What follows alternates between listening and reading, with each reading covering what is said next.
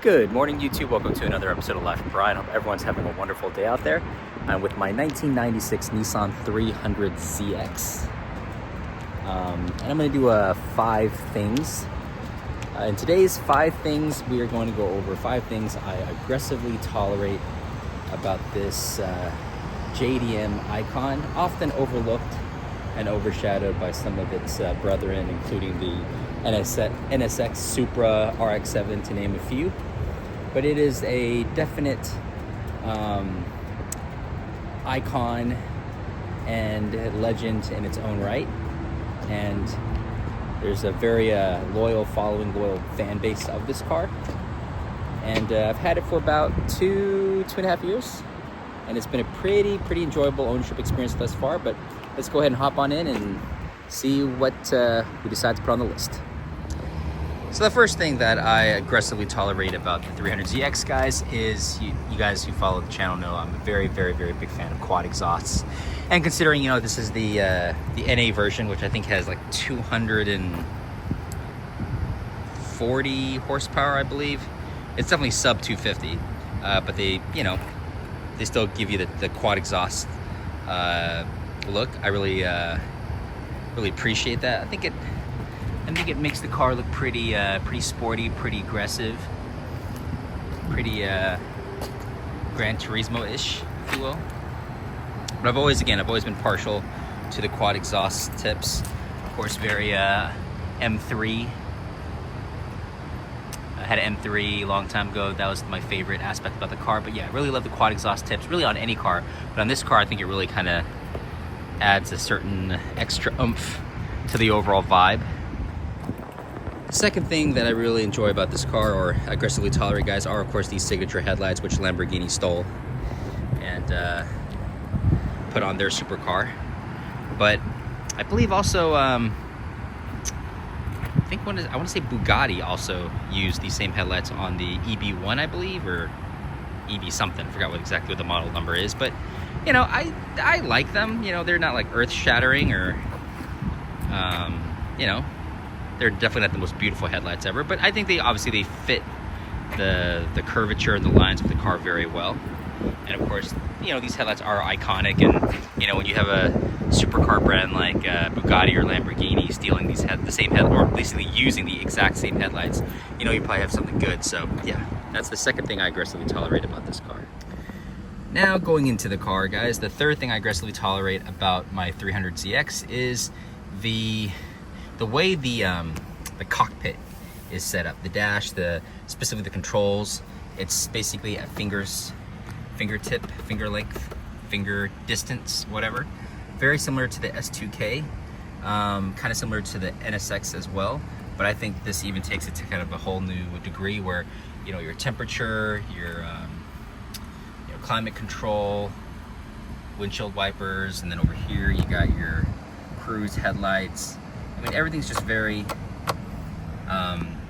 conveniently located. You don't have to reach very far, kind of take your eyes off the wheel. Yes, of course, if you want to play with the cassette player or whatever, you obviously have to do that. But I think that's really cool. I haven't really seen another car that has it that way. It's a very 90s JDM thing.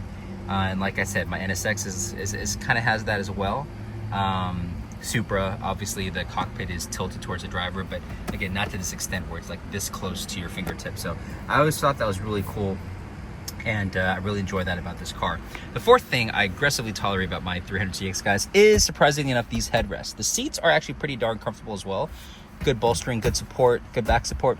But this, just the way the seat is designed and the kind of the headrest comes out and that way, it actually, I've mentioned this in other videos, but I dare say this is probably actually the most comfortable seat for purposes of, this may sound stupid, but if you ever kind of want to take a nap in your car, or you're at a really long red light, or, you're just waiting for someone to show up, these seats are really comfortable. They kind of cradle and support your head very well.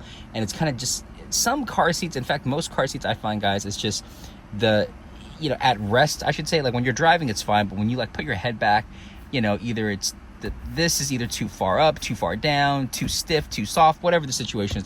But these seats are incredibly supportive and comfortable, and they cradle your head really well. And the way they design the seats, it's very well done. So thumbs up to the guy who designed these seats. But that's the fourth thing I aggressively tolerate about my 300ZX. The fifth thing I aggressively tolerate, guys, is just the practicality, the usability. Excuse the trash, not trash, but stuff I have back here. These seats, although my kids are starting to get a little bit too big to be comfortable, they're far more usable than my Supra seats. The Supra. My 300 GT, 3000 GT, I think is slightly more usable than these, but these are not bad. And you can see the trunk back there, kind of a hatchback. But lots of room back there. You can fit a lot of junk. See, you got usable back seats for small kids and groceries and other supplies as well. And of course you have your passenger seat. But yeah, it's a usable car, and it takes it just outside the realm of like my Supra, for example, where it's just not possible to take anything or anyone in that car. But this car is definitely a little bit more usable and practical, which again I enjoy, and makes the car just more livable. So those are the 5 things, guys, that I aggressively tolerate about my 1996 300ZX. I really like this car. It's kind of a sleeper. I have a lot of the other JDM icons of the time, or at least at the time that this car came out. I have a 3000 GT, I have the SVX, I have the NSX, I have a Mark IV Supra, I have an RX-7. But this car is, it does get overshadowed and overlooked quite often. And I don't have the turbo version. I don't obviously have a stick version either, which that would probably propel this even higher up the list for me personally. But I still really enjoy the car. I like it. I purposely got an automatic because sometimes I just don't want to have that third pedal. I want to rest my leg and just kind of hop in and out and just go. So this is definitely the car to do that in, and I really do enjoy the car. I don't intend on selling it anytime soon, but if you guys are interested, send me an offer and we'll talk about it. So hope you guys have a great day. Give the video a thumbs up, comment below, like, subscribe. Please support the channel. Hope to catch you guys on the next video. Take care. Bye-bye.